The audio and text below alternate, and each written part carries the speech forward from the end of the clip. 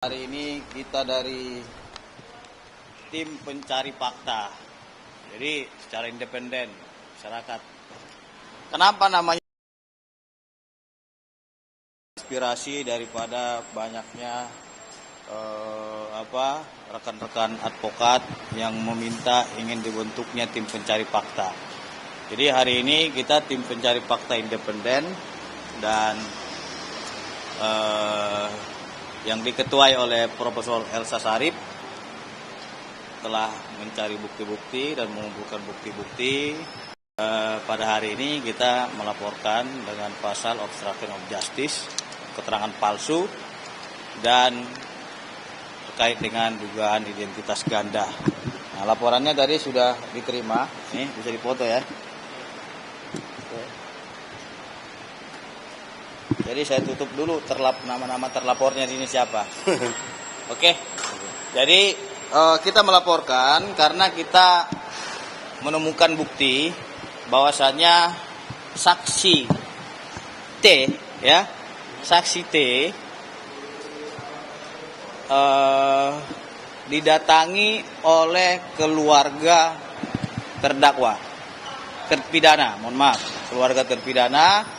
Dan keluarga terpidana ini atas nama dari keluarga E, ya, mencoba untuk memberikan uang kepada saksi T untuk mengubah keterangannya, ya, agar sesuai dengan apa yang mereka minta, gitu. Terus yang kedua, saksi T ini juga, ya, didatangi oleh oknum pengacara. Oknum pengacara ini mendatangi saksi T dan meminta agar keterangannya itu, ya, pada waktu berada di tempat kejadian itu, dia meminta agar saksi T ini tidur di rumah Pak RT. Jadi kita melihat adanya di sini dugaan obstruction of justice, merintangi penyidikan, sehingga ini menjadi bias dan blunder akibat tindakan-tindakan yang dicoba oleh keluarga terpidana, ya, maupun pengacara. Nah, terus yang kedua, kita juga mendapatkan informasi, ya, adanya dugaan identitas ganda. Dan hari ini juga kita telah laporkan. Artinya apa? Di dalam kasus ini semakin rumit karena adanya dugaan obstruction of justice yang dilakukan oleh beberapa pihak, dan hari ini kita minta untuk diusut oleh pihak kepolisian. Dan saya juga sampaikan kepada Pak Dir, ya, agar mengenai obstruction of justice ini harus dituntaskan agar ini tidak menjadi problematika di tengah-tengah masyarakat. Seperti itu. Pak, tadi dugaan kepemilikan KTP gandanya itu maksudnya ada pelaku atau saksi yang memiliki KTP ganda, itu bagaimana? Yang pertama, dugaan identitas ini terkait dengan nama, ya. Jadi kita ketahui sesuai dengan Undang-Undang Data Perlindungan Pribadi itu dilarang. Nggak boleh. Kalau memang nama kita satu, ya itu aja.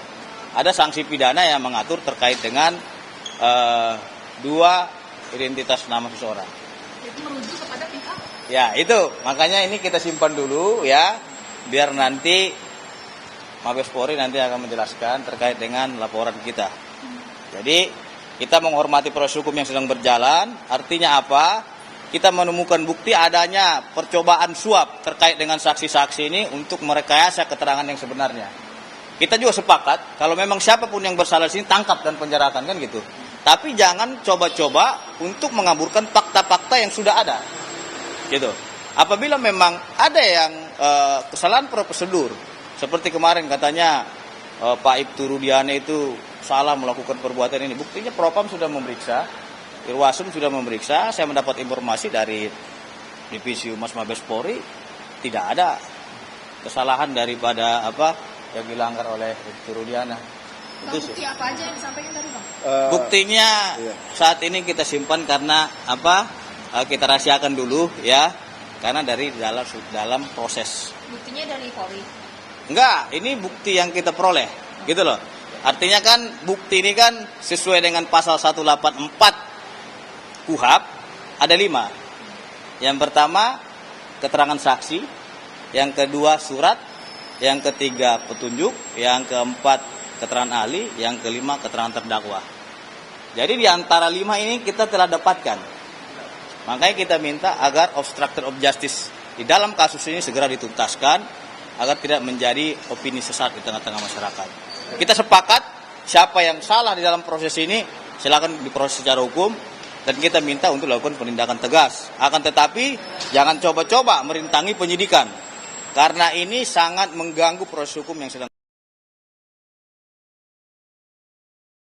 Terpidana yang dari pihak saksi T ini, keluarga terpidana siapa yang dimaksud? Saya sudah sebut inisialnya tadi, ya kan? Saya menyebut inisialnya E, gitu, ya. Jadi silakan teman-teman nanti yang mencari. Mungkin ada tambahan dari ini? Assalamualaikum warahmatullahi wabarakatuh. Selamat siang rekan-rekan semua. Mohon maaf sudah menunggu lama. Saya sebagai pelapor Sabto Wibowo Sutanto Sarjana Hukum, saya melaporkan berdasarkan ada kejanggalan di sini. Kenapa kejanggalan? Seperti yang dibilang oleh penasihat hukum saya tadi, bahwa di sini ada dugaan, bukan dugaan lagi, bahkan di ini ada apa? Dalam putusan bukti kita yang menyuap gitu, menyuap. Dan yang kedua bahwa di sini bahasanya saya meminta kepada Mabes Polri agar memeriksa yang kita laporkan dan oknum pengacara semua yang terlibat semua di situ. Ya. Itu yang kita minta. Itu aja dulu. Iya. Bang, mungkin bisa dielaborasi lagi Bang dengan informasi yang Abang dapat ini, tragedi apa, peristiwa penyuapan ini terjadi kapan? Apakah baru-baru ini atau sudah lama begitu? Nanti kita jawab satu persatu. Jangan semuanya dulu kan gitu. Kalau semuanya nanti kan gak seru. Iya, iya. Yang nanti ini akan kita bongkar gitu. Nah makanya judulnya sini tim pencari fakta. Artinya kita juga mencari fakta dan kita memperoleh adanya fakta berdasarkan bukti yang ada. Maksudnya tim pencari fakta dari kasus Vina yang dibentuk Pak Hotman Paris atau seperti apa? Ini yang dibentuk oleh advokat juga. Ketuanya Profesor Elsa Sarip. Wakil ketuanya saya. Gitu. Makanya namanya tim pencari fakta. Ini nanti akan kita ungkap aja semua gitu. Iya. Berdasarkan bukti yang kita peroleh. Oke, teman-teman. Yang mana? Tim pencari fakta ini. Yang namanya tim pencari fakta itu kan independen. Independen artinya itu tidak memihak dari keluarga, tidak memihak terpidana, tidak memihak polisi. Artinya kita menyampaikan sesuai dengan fakta yang kita temukan, bukti yang kita temukan, adanya seperti itu.